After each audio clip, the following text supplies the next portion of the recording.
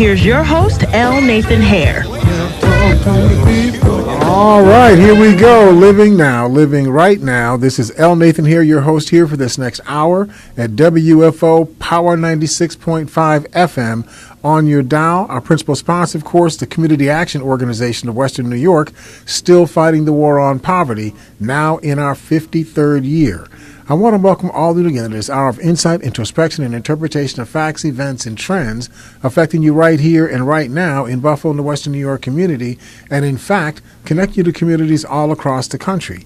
Each week, we focus on things we think will be of interest to you, which will serve to motivate you and serve to connect you to the broader issues that affect our communities here in Western New York. Now, today's program is live, so you can call and you can join our discussion. Hope that you will. Our number here again is 837-1112. That's 837-1112. And, of course, we had a tremendous Juneteenth celebration this past weekend. I got to tell you, this felt better than other Juneteenths, and I've gone to all of them, but this one just felt better. There seemed like there were more people. I think somebody estimated that we had something in the area of 35 to 40,000 people over the course of the weekend. I think that is definitely true. There had to be at least 2,000 vendors. I mean, people working for the vendors, along Fillmore and so on. It was really not just a well-attended event. It was very well organized. There was a lot of offerings for people, both culturally, socially, and in terms of retail commerce. It was really a good idea. I didn't get a chance to get by the young entrepreneur program table or area where the MLK Business District, Dwayne Mattione, and that group with the Business Association were supporting children, helping them to grow a consciousness of becoming business people, becoming entrepreneurs. And I didn't get a chance to get by there, but I'm going to try to get by there this next weekend. And we should be trying to buy, some things from these young people and help them to grow in their sense of entrepreneurship. But, of course, I did buy stuff from other people while I was there. That's why it took me so long to get around and whatnot, because you got to stop and you buy some of this and you buy some of that. But, I mean, that's Juneteenth. You got to buy something while you're there. I wanted to use today's program to sort of unite the idea of Father's Day. And my theme for today is Father's Day must become every day in the lives of our children. Now, I know we always talk about, Black History Month. It ought to be Black History Month every month. We always talk about things like that. But I think that we have to really focus on this issue of how we enroll fathers in the lives of their children, especially as early as these children are on the planet, and staying consistent with these children, regardless of what the relationship is between the father and the birth mother of the children. The relationship between the father and the children cannot be sacrificed. I need for us to just feel me when I say this. This is as true as anything can be. You can divorce your wife. You could run away from your parents, but you cannot divorce your kids. Your kids are your kids forever. They're never going to not be your kids, right? So you got to stay in the game for your kids. I didn't ask you to bring these kids into the world. That was your decision. When you decided to flop around, whatever it was you were doing, and then pregnancy occurred, that was 100% you did that. Nobody did that but you. So you have to embrace the consequences of that. You can't put that on somebody else and say, oh, I didn't mean to have this child, therefore I'm not accountable for this child. You can't look at it like that, right? Now, that's from an accountability perspective. I need for fathers to understand that if you are not a person who is accountable for your children, it will erode your life. You will find that your life options become increasingly limited because you are not standing in the gap with your children. You will lose jobs. You will lose opportunity. You will lose relationships. You will lose your self-respect. You will lose your role relationship within your community. It is never in your interest, no matter what you think. You may think I'm saving money by not posting up in the lives of my children. If I have a guy working for me and he's got 2 or 3 kids, and those kids are dependent on him, and he knows that he has to stand in the gap for his kids, I'm willing to make a lot more investment in that guy than the guy who's just flitting around from one job to another, doesn't really care because he doesn't have any accountable responsibility for anything other than himself. I'm going to put my investment in somebody who I got confidence is going to take advantage of that investment. The truth is that the fathers who stay with their children, or at least stay structurally in the lives of their children, tend to earn 30% more by the time they turn 35 years old than other fathers who do not take that role relationship with their children. So you are actually hurting yourself income-wise. You're hurting yourself in terms of your life options. You're hurting yourself in terms of your own opinion about yourself. So I drew this from a study done by Dr. Vivian Gladson. She wrote a text called Father Involvement, or an article rather, called Father Involvement in Early Childhood Development. She produced this in association with the University of Pennsylvania, where she is the director of the National Center on Fathers and Families. So she sort of distilled down to 7 issues that frame young children in terms of fathers and families. She called them 7 core learnings. First, she talked about, first and foremost, is that despite the U.S. media's hype or characterization, fathers actually do, by and large, care about their children. They may not show that care in the conventional ways that we tend to structure care. We tend to structure care in terms of, who dresses the child, every day, income, for the household, we structure around those kinds of things. But fathers tend to show their care for their children in many different ways that are really important for the child. You can't structure things around what's important to you. You got to structure it around what's important to the child. Father's presence matters in terms of economic well-being and social support for the child's development. In other words, the child's confidence. A child develops a sense of competence because they feel validation, from their father. So if the child is trying to learn how to ride a bike and dad's out there with them, then the dad will be on him. You do this, do that, don't do this, don't do that. The dad will be on him. But dad never gives up on the idea that you're going to be able to master riding the bike. So because dad is so confident in you that you're going to be able to do it, you tend to think that you're going to be able to do it. And the truth is you become what you hear. Right? So if you are feeling that from your father, you keep at it, and keep at it until you get it. And then once you get it, it validates what you were feeling in the first place. See, dad said I could do it. I can do it. Right? Now that may seem very simple. It's a simplistic example that I'm giving. But manifest that through all of the myriad thousands of things that a child is going to learn before the child is even 5 years old. And you can see how the father's role in that, in terms of building that child's sense of confidence, their sense that they can initiate and that there's not going to be a negative judgment on them because they initiated. If you try to do something and it doesn't work out, you fail, you got your parents with you. Now, mom's going to be stroking your head. That's okay, baby. Even if you can't do it, even if you're an adult, it's okay. Right? Even if you're incompetent, it's okay. Mom's going to stroke you and still feed you and so on. Dad's not going to do that. Dad's going to say, get up. Come on. We got to do this again, okay? We may be out here for 95 days in a row. You're going to get this done, okay? And so what happens is you learn how to push through. I'm not saying that no mothers can do that, for their child, but I'm saying to us that if you study the patterns of how fathers are involved with their children, that tends to be the father's role relationship, and it tends to be critical in their children's development. Unemployment and employability is the third core learning that she talked about in her study. We'll kind of visit with these things as we go along today. But when she talks about unemployment and employability, what she's really talking about is the impact of unemployment. And when I say employability, that means what you have the ability to do.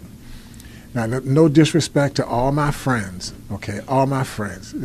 I'm here with Emmanuel Radford, who's doing the live streaming of the program, by the way. If you have a computer or a handheld device and you type in Facebook, then type in Living Now, the program will come up. You can actually see us, during the program.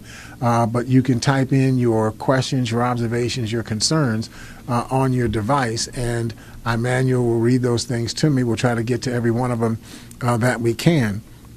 But when I talk about this issue of employability, what I'm really talking about is what you have prepared yourself to be able to do. So a lot of my friends, I have a lot of friends, and a lot of my friends, the expanded word friend, they say, well, no, Nate, we have to be pushing for living wage jobs.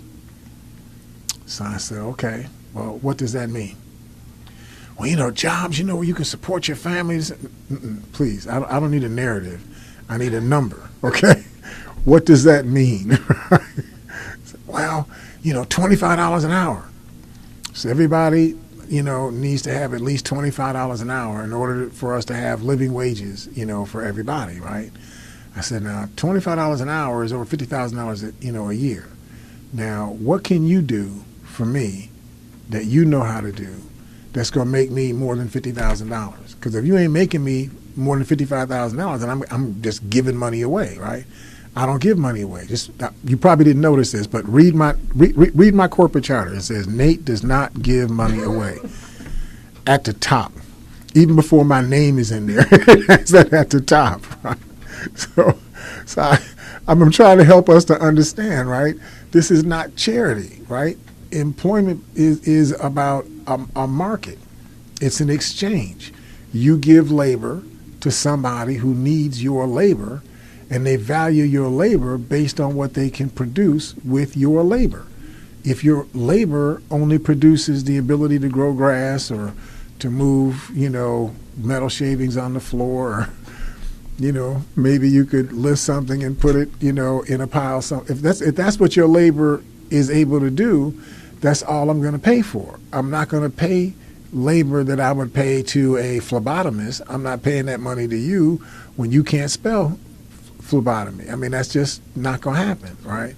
So when we talk about this issue of the core learnings about fathers and families, we have to also talk about this issue of not only unemployment, which means you're not making any money at all, but we're also talking about employability. To what extent can you be employed where you can make the kind of income that you can then produce the resources that you really want to support your households? We need to talk about that. She then talks about systemic barriers, which she refers to as existing approaches to public benefits, child support enforcement, paternity establishment, how these things operate to provide obstacles and disincentives for father's involvement. If the father is not married to the mother of his children, it is very difficult to obtain and sustain social supports enabling stability and consistent, structured involvement in daily and monthly family management. In other words, it's hard for you to enroll the father in the family, even if he's the resident father. And Lord, if you're a non-resident father, it's really hard to keep you enrolled in the family, especially if you're light. And what I mean by being light is, you're making $11.40 an hour, and that's only because the law says that. If the law didn't say that, you'd be making 46 cents an hour.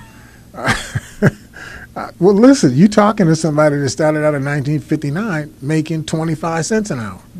25 cents an hour, and thought I was doing okay.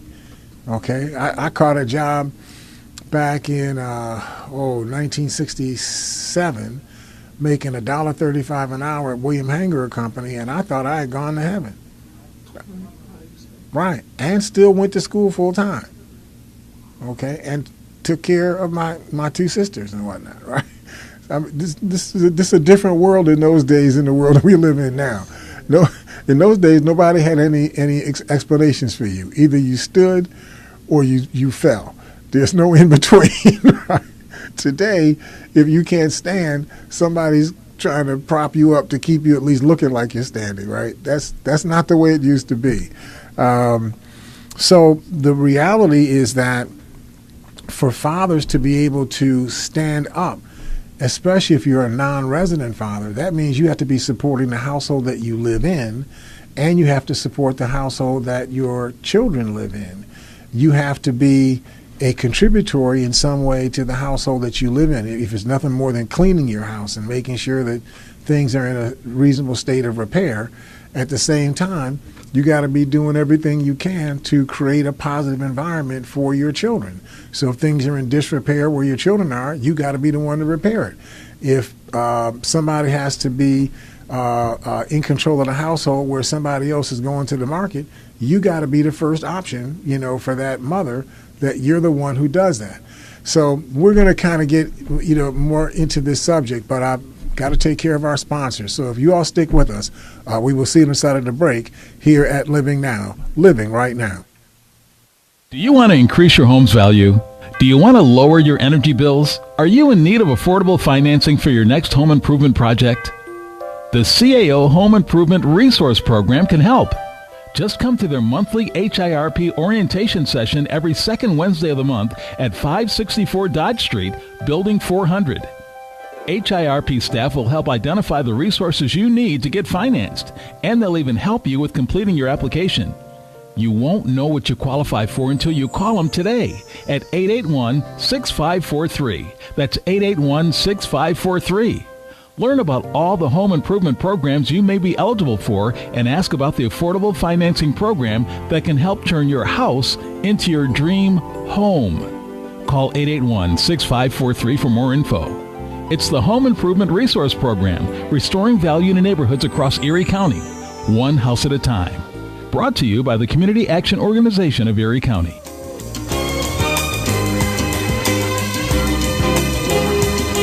All right, welcome back to Living Now here at WFO Power 96.5 FM on your dial. I'm here with Emmanuel Radford. This is L.Nathan Hare, your host. And we're just kind of going through some of the issues that Dr. Vivian Gadsden helped to to evolve about what affects fathers and their role in families. And so I was just talking about systemic barriers. Another issue that she talks about is co-parenting.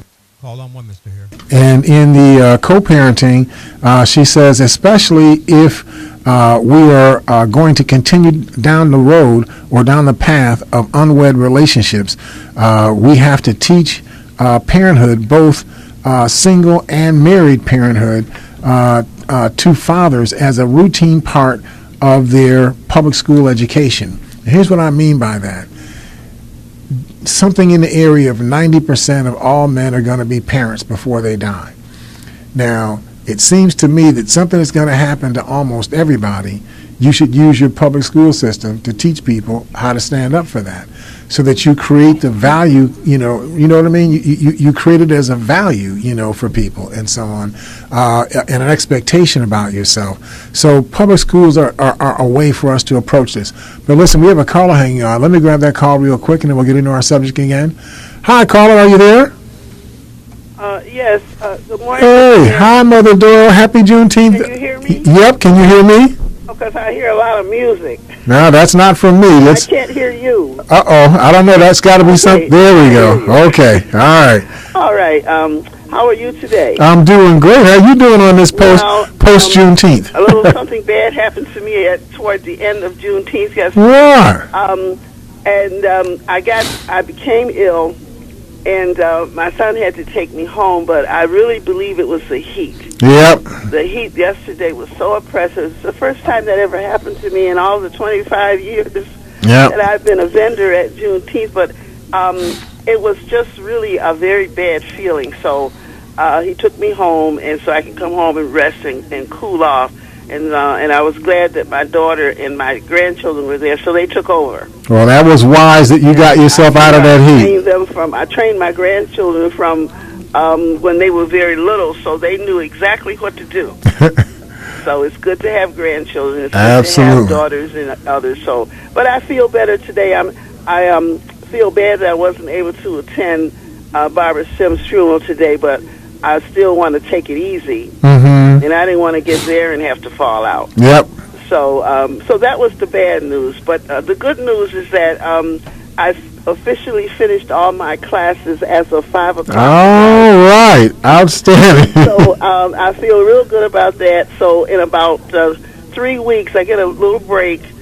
They're going. The university's going to assign a mentor to me to help me see through the writing the dissertation this summer. Yep. And it's all up to the individual. It's how much you put into it, the time, and how much you're willing to do. So, but I'm looking forward to getting it done and getting it over with. Yep. But anyway, I just also want to end by saying I want to thank all of those people who did stop by my table. Saturday was a very good day, and I still have DVDs and CDs left on a lot of my Black History tapes, so if people are interested, they can contact me. They can always reach me through the Criterion, and I have those available. What I'm doing, Mr. Hare, I'm recording a lot of my Black History lectures now. I'm putting some of them on DVDs and some of them on CDs so that I have all of these to kind of leave behind. I'm hoping that's way into the future for my family. Right, absolutely. And I think that's is worth doing. So I just wanted to say hello to you. I feel much better. It's real hard for me to sit down. I know that's true. But I got to tell you, sit down today and just take it easy.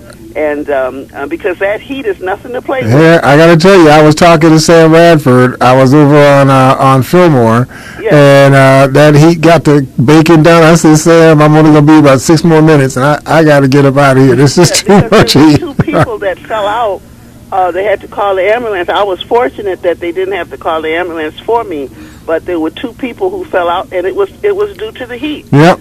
So people really do, especially when you get older. And I just want to give a shout out to Brother Sam and his wife and grandchildren who stopped by my table yesterday. And I really do appreciate that. So anyway, I'll hang up. I got my feet up now, and I've got something cold to drink, Mr. Hare. Now you got it. I'm going to enjoy the rest of your show. Outstanding. Thank you, Mother Doyle. All right. All right. Talk to you soon.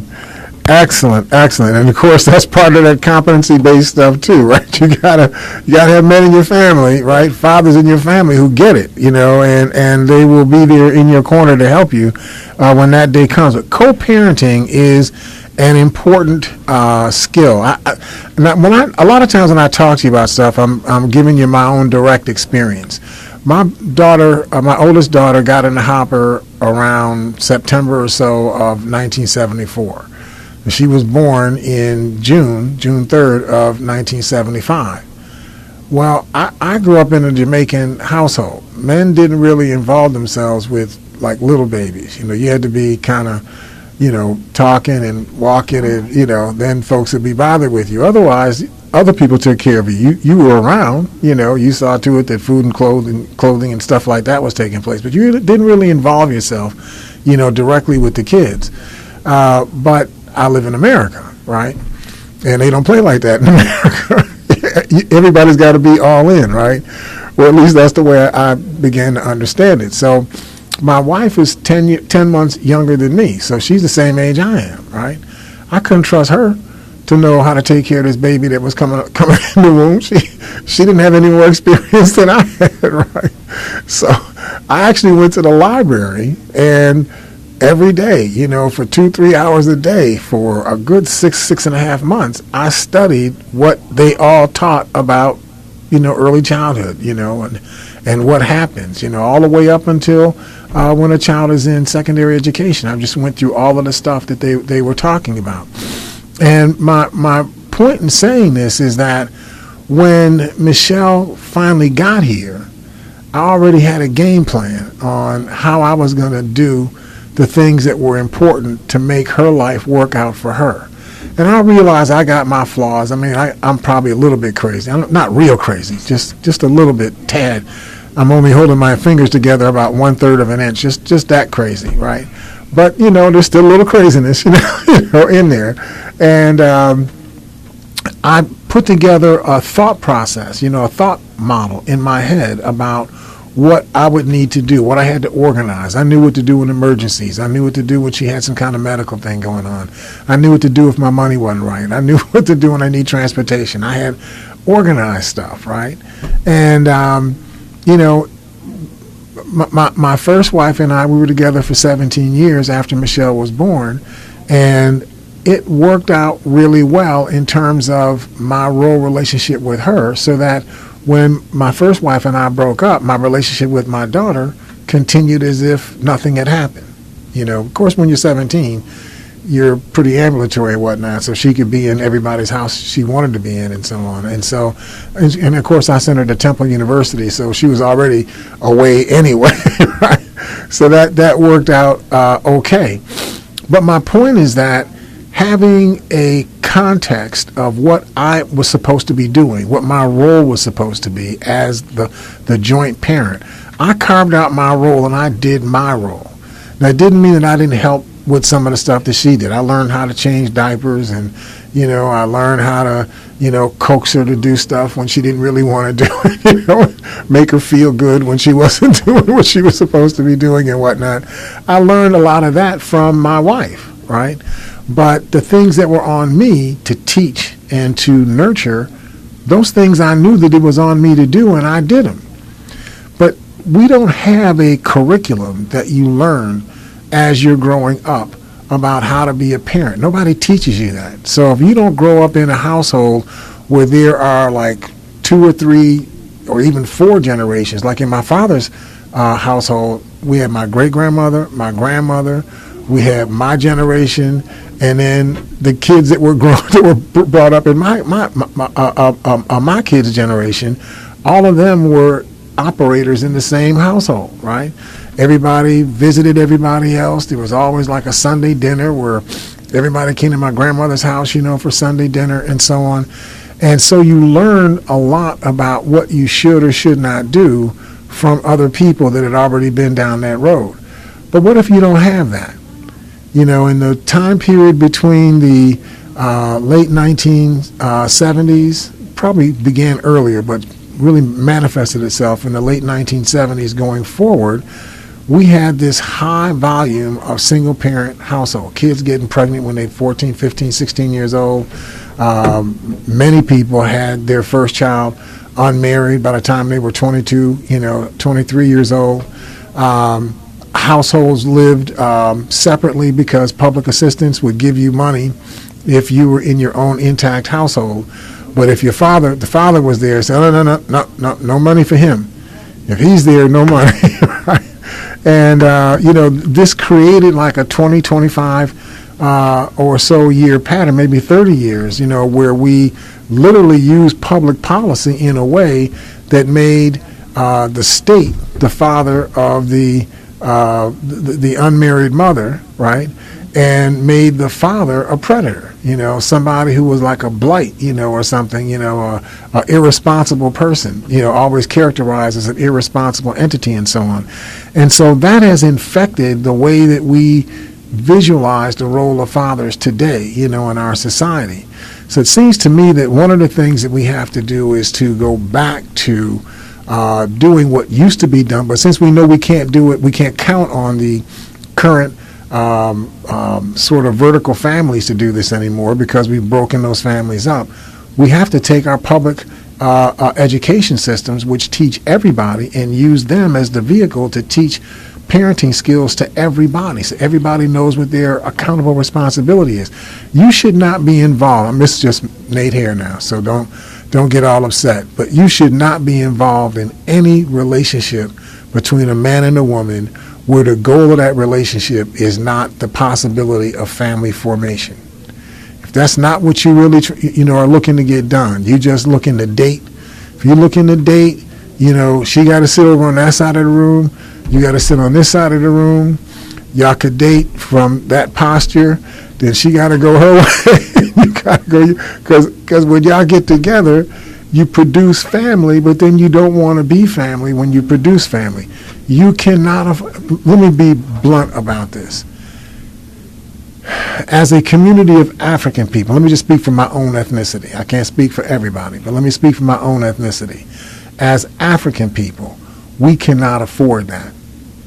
That's a privilege you cannot afford. It may be legal in the United States for you to do that, but from a how do we secure ourselves in this society, you cannot afford to be engaged in those kinds of relationships, because you can't keep sacrificing the futures of so many tens and tens and tens of thousands and hundreds of thousands of African people. You can't keep sacrificing their futures on the table of, well, I just felt like this because it felt good. Feeling good ain't what this is all about. Being able to erect yourself as a community of people so that you can stand. That's what it's all about, right? And if you can't make yourself able to stand, you don't have a right to call yourself a people. How are you going to call yourself a people and you can't stand up yourself? You got to have somebody else stand up for you. That's not what people do. People stand up. That's why they get called people, because they can stand up for themselves, right? So we talked about, Dr. Gadsden talks about role transitions, the transition from being a biological father to being a committed parent. She says that has significant developmental implications for young fathers. And as I talked about a little bit earlier, she refers to intergenerational learning, the behaviors of young parents, both fathers and mothers, which she says are influenced significantly by intergenerational beliefs and practices in families of origin.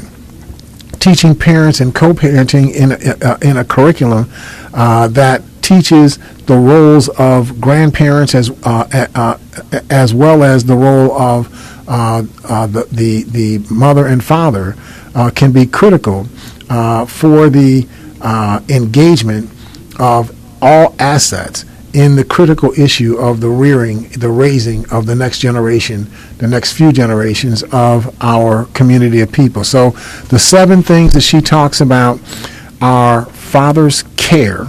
Number 1, fathers do care about their kids. Whatever you hear in the media, it's not that fathers just, drop seed and then go someplace else. And that's not true. In fact, when I was working for ECC, I developed something called the Fathers Forever program.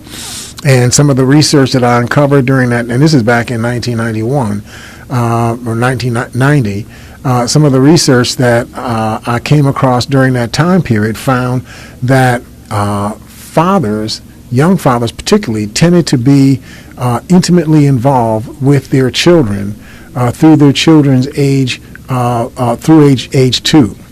But what tends to happen is if the father of the child is underemployed or unemployed because they have such poor skills, that tends to invalidate them as the economic resource for the household. So you've got a young mother who's getting her economic resources typically from the county.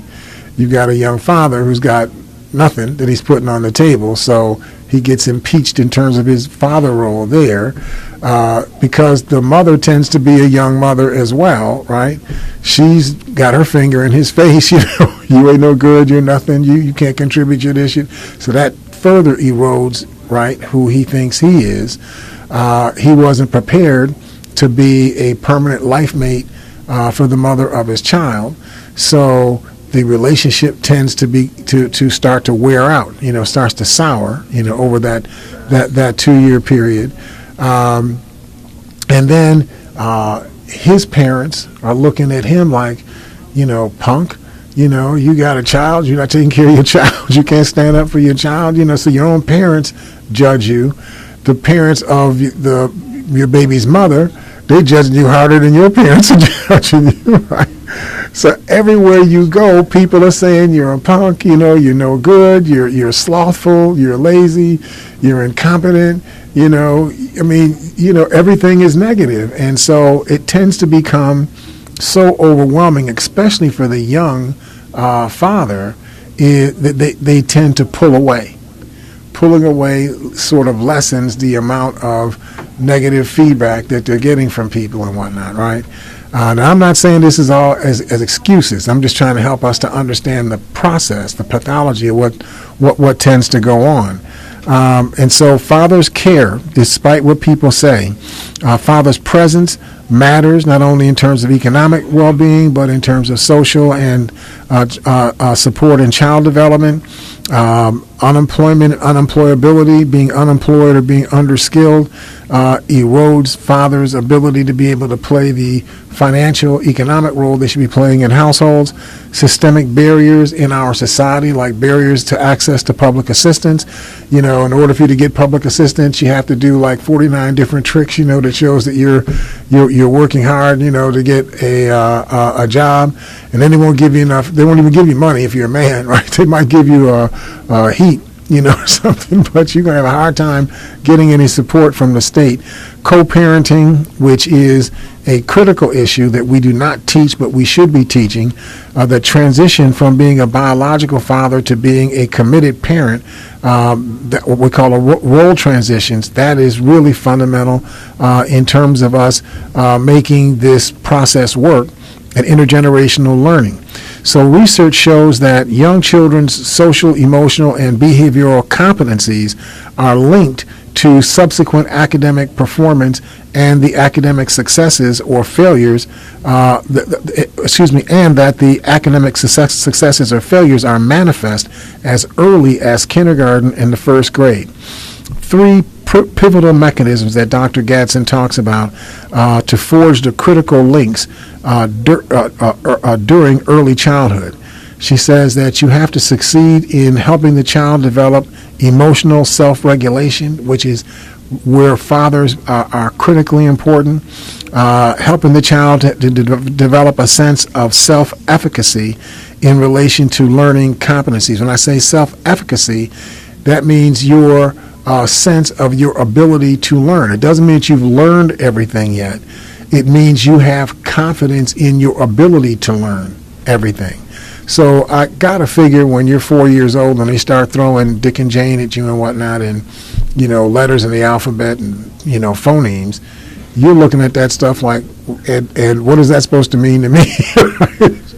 Means nothing, right?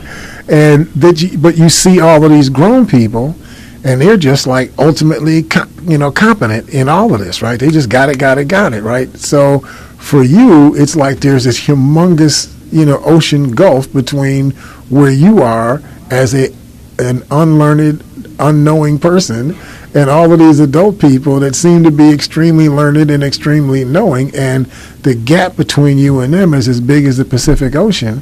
That's got to have some impact on you.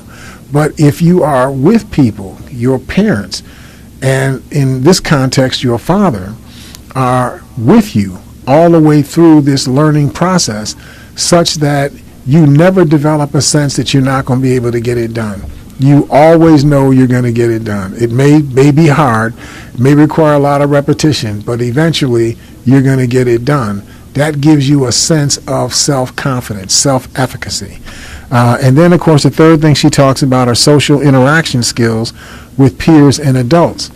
And social interaction skills, fathers help their children negotiate how to handle relationships with different people at different ages, because the father tends to be the person who can control the most negative aspects of relationships. Now, the most negative aspects is you get into a fight and somebody starts beating the dickens out of you and so on.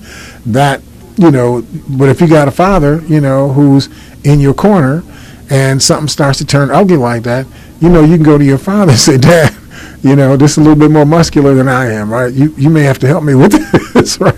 And Dad's going to be there. And it doesn't mean that Dad's going to fight somebody, but it means Dad being there means that a different context takes place in the relationship. So that's a good point, I think, for us to take our last break. So why don't we do that now, and then we'll finish up our subject. We'll see the side of the break here at Living Right Now. Do you want to increase your home's value? Do you want to lower your energy bills? Are you in need of affordable financing for your next home improvement project? The CAO Home Improvement Resource Program can help. Just come to their monthly HIRP orientation session every second Wednesday of the month at 564 Dodge Street, Building 400. HIRP staff will help identify the resources you need to get financed, and they'll even help you with completing your application. You won't know what you qualify for until you call them today at 881-6543. That's 881-6543. Learn about all the home improvement programs you may be eligible for and ask about the affordable financing program that can help turn your house into your dream home. Call 881-6543 for more info. It's the Home Improvement Resource Program, restoring value to neighborhoods across Erie County, one house at a time. Brought to you by the Community Action Organization of Erie County. All right, here we go. Living now, living right now. We were just talking off the air about this idea of the maturity that people seem to have had in earlier generations that they don't seem to exhibit right now. And I'm not sure so much if it's the maturity issue or if it's that we've allowed our comprehension, or our conception rather, of who we are becoming when we go from being children to being adults. That's sort of changed. We're a much more self-indulgent society now than we were in the older days, right? In the old days, if you felt bad, you just felt bad, right? Now we're depressed. You know, we need, I don't even know how to say these drugs and whatnot. We need all these pills and whatnot, lithium or something, in order for us to get through being depressed. When I was sad, I was just sad, and get over it. Right? You had to move through it because you had work to do.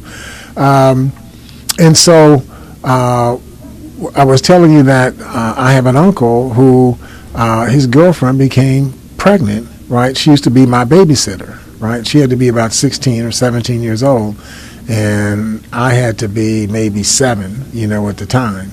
She was my babysitter, and she tells me one day, Nate, I'm pregnant, like I knew what that meant. And then she says, she tried to explain it to me, but ultimately she couldn't make it make sense to me because I couldn't see how a human being could be in somebody's stomach. I just couldn't process that, right? So she brought me the stork game. The stork game was kind of easier to understand. Somebody came in a little blanket and they dropped somebody off at your house and they went on about their business. That was a little bit easier for me to understand. And but my father came home later that day, and he was extremely upset. And so I asked him what was wrong, and he told me that Cookie was pregnant, right? And I said, yeah, she told me, the stork is coming. He said, the stork.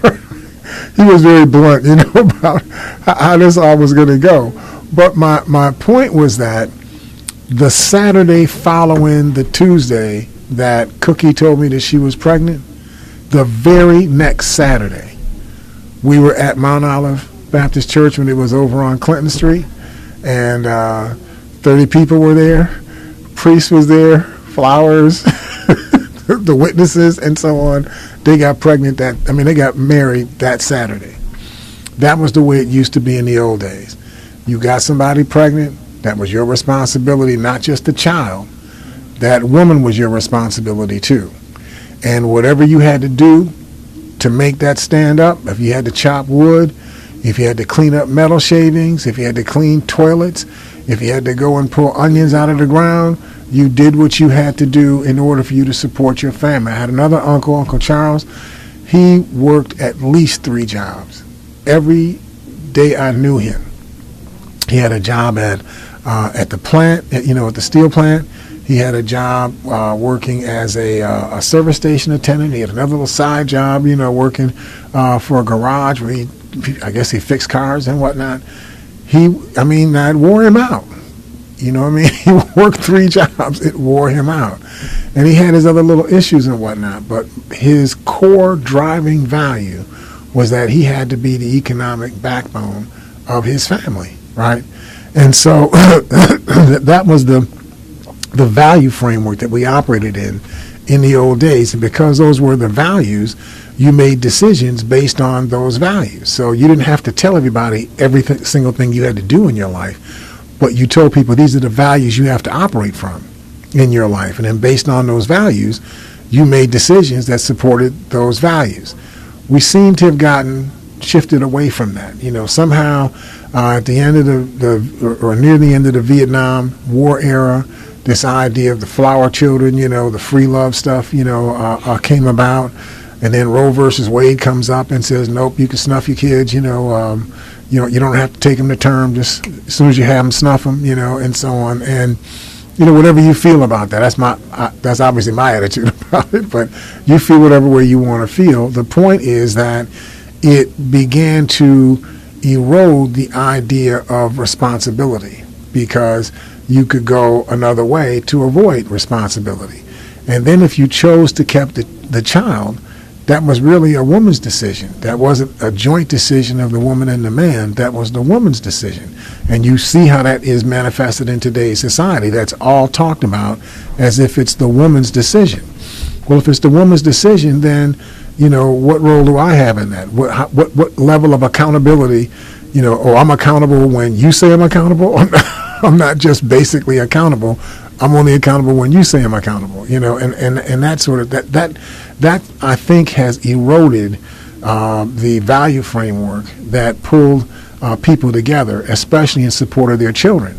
So my position is, the cat that's out of the bag, I can't put that cat back in the bag, okay? That horse is out of the barn and it's gone, and there's nothing I can do about that. But what we can do is we can create a new barn. We can restructure the way that we do education, and we can make parenting a routine part of the education of a child, so that by the time you get to be 17 or 18 years old, you not only know what your responsibility is as a parent, you know that you are making a choice, to be a parent. And when you make that choice to be a parent, there's this whole plethora of things that you need to make yourself competent at being able to do, there's life expectations that now are on you because you made that choice. That has to be inculcated into the society, and the only place that you can do it where it's going to be consistently done across the board is in the public education system. Everything else is episodic. You can't do this with commercials. I appreciate Mrs. Reagan, just saying no, but that's not intimate enough, for you can't transform behavior, with a 3-word slogan and whatnot. So that's that part. Dr. Gatson talks about putting the role of fathers, or that fathers are playing in children's lives, in context. And she talks about how approximately 84% of the children who are raised where one parent is absent, with a non-resident parent, in 84% of those cases, that the non-resident parent is the father. So the issue of single parenthood really is an issue, right, that sits on the mother in terms of who has the children, but it also means that 84% of the fathers have children who they don't live with. That's a lot, right? She says that if current trends continue, half of all children born today will live apart from one of their parents, usually the father, at least for some time period before they turn 18 years old.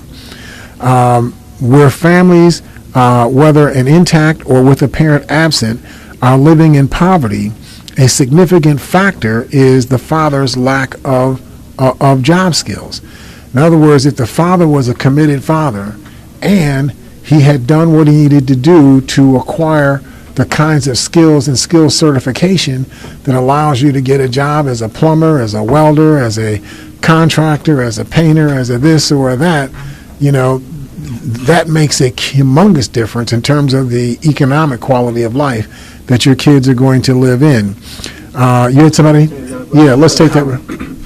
Thomas says, the values and priorities have been warped by the images and messages mainstream media pushes upon our children. That's absolutely true. The media gives you the impression that basically men father children and then just move on. Yeah. There's no actual relationship, no bonding, no commitment, no passion. You just move on, right? And that the women are all heroic. That's the other story, right? I know women don't like to hear this, but that's the way they talk about it. Like, women are just innately heroic. They stand up, for their children and whatnot. So men are always pictured in this society, particularly African men, are pictured as perpetrators, as somebody who did. In other words, it's like you got somebody pregnant. It's not we got pregnant. It's you got somebody pregnant. So it's something that you did to somebody, right? So the man is imaged as a perpetrator. The language describes him as a perpetrator and describes the mother as the victim. But then the mother transforms from being a victim into being a hero, because in spite of her being victimized, she takes the kid and she raises the kid herself. And that, lascivious, despicable, amoral or immoral man, he's gone, right? He's off to another set of women and so on, right? That's the way it's imaged and so on. And so that's part of what we have to figure out, how we change, that conception. Committed and responsible fathering during a child's infancy and early childhood contributes to the development of emotional security, curiosity, math, and verbal skills. Now, I'm not quite sure what the mechanisms are on why that occurs. It's just the research shows that this is what occurs. When you have a father who is directly involved in the rearing of his children, that the children tend to be emotionally more secure. The children tend to be more curious. In other words, curious means you are asking questions, you're pulling things apart, you're taking a look at things. You do that because you don't feel the sense of risk. The risk is that something may not work out, but if it don't work out, you got dad back here. He's going to fix it, right? And you get a chance to look at it again, right? So if you know that somebody's going to cover the bet, you'll make all kinds of bets, right? So that's what this part of the research is helping us to understand. Then something that's just very troubling. There's an estimated, in the United States, 19,400,000 children. Roughly 20% of all children, this study was done in 2012, 27% of all children live apart from their biological father. 40% of children under the age of 18 who are not living with their biological father have not seen their biological father even once in the past 12 months. So not only do we have 27% of all children living without their biological parent in their household. Of those 19 million plus children, 40% of them, roughly 8 million of them, have not seen their father in the past 12 months. Now, you can't blame mama for that.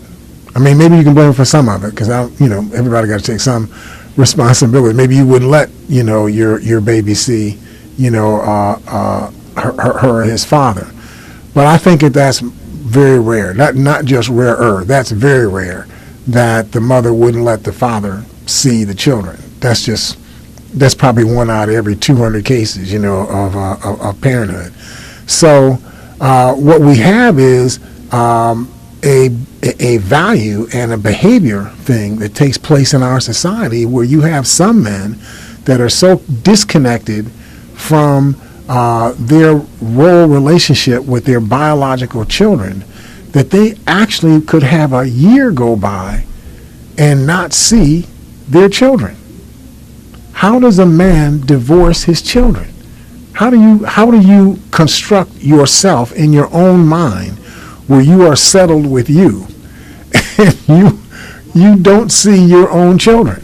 I mean, that just seems so. Anyway, I'm taking too long on that. So she talks about some good news. She says there's increasing evidence of the significance of father involvement. That is evidence that there is growing involvement of fathers, particularly young fathers, in children's early childhood education. So that situation I was talking about seems to be starting to heal itself. There are multiple studies, more than 100 that she talks about, that point to the significance of father involvement. So this is really well-rounded research. Fathers make contributions to infant-toddler development on attachment, security, emotional regulation, social competence, and cognitive development. And when I talk about attachment, just think about this for a moment. You're a child. You're 3 years old.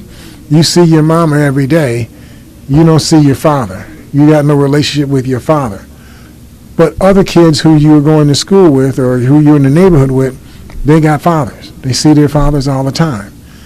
Doesn't that make you ask yourself some questions like, well, what's wrong with me? Am I ugly? Do I stink? You know, do I talk wrong? You know, what is it about me that my father doesn't want to be involved with me, but all these other people's fathers want to be involved, you know, with them? That's how attachment disorders begin to occur.